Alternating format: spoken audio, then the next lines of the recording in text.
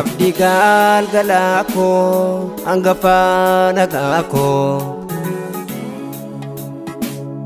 ergasiin nageesse nan gatiin kophaa ko dubbiin biyya lafaa sobaan naa lafafaa na gargaari Yesuus dhugaa keetta nafaa Abdi galgala ko hangafa nagaa ko ergasiin nageesse nan gatiin kophaa ko dubbiin biyya lafaa sobaan naa lafafaa na gargaari Yesuus dhugaa keetta nafaa na gargaari Gooftaa dhugaa keetta nafaa na gargaari Yesuus dhugaa keetta nafaa na gargaari Gooftaa dhugaa keetta nafaa na gargaari Yesuus dhugaa keetta nafaa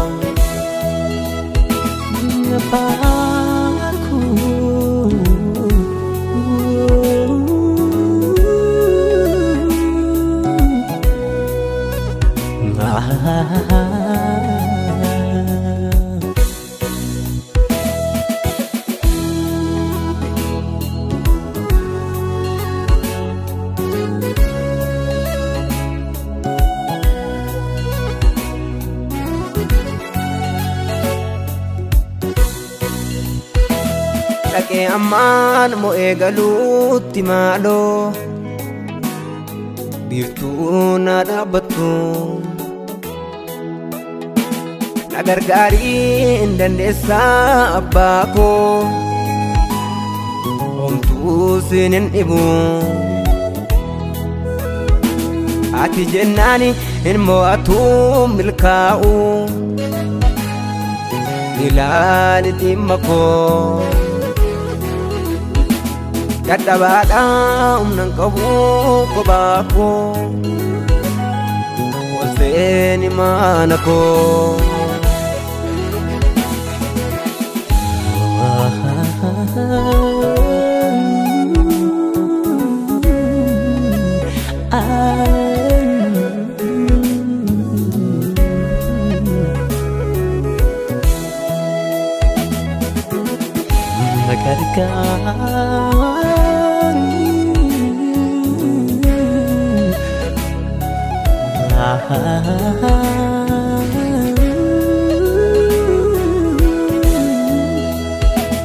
Ati karaa ati dhugaadha jireenya si dhiiseen adeemu biyya lafaaf dhimma koo kennee jiraachuun naaf hin danda'amu dhugaa eebbaa natti banii sin eegaa amiisumaanni koo alfaadhaa fi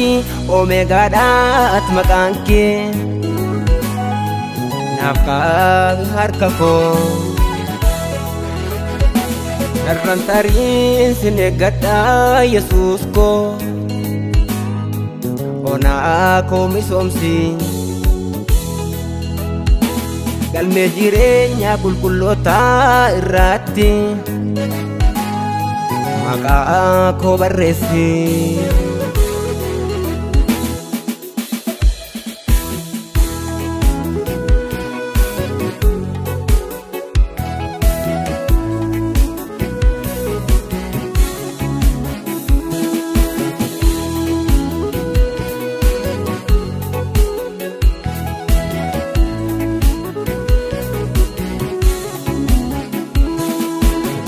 tumarra kaawwadheen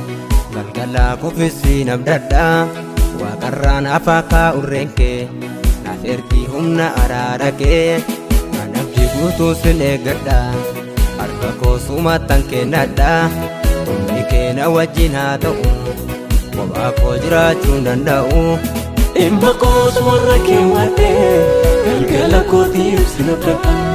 waaqarraa naaf akka wirreekee naaf harkee aan abdii guutuu sin eeggadha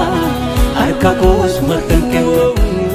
humni keenya wajjin haa ta'u kophaa koo jiraachuu danda'u.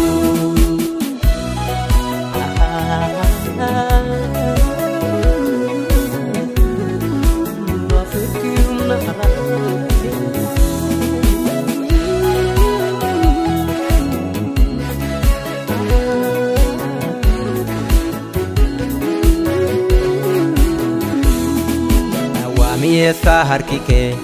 bakkeettiin salphatu namni kee bishaan daadhiitti ni jijjiirta du'aa kaastee ni jiraachista si malee jiraachuun danda'u eenyuyyuu hamma keenaan ga'u horii koo obseessi eeggadha biyya koo si oonnaan argadha wabii koo taa'ee si eeggadha haala koo si biraan fudhadha adda waamiinyeessa harki kee bakkeetti salphatu namni kee bishaan daadhiitti ni jijjiirta du'aas kaastee ni jiraachista si malee jiraachuun danda'u eenyuyyuu amma keenan ga'u horii koo obseessi eeggadha biyya koo si oonnaan argadha wabii koo taa'ee si eeggadha haala koon si biraan fudhadha.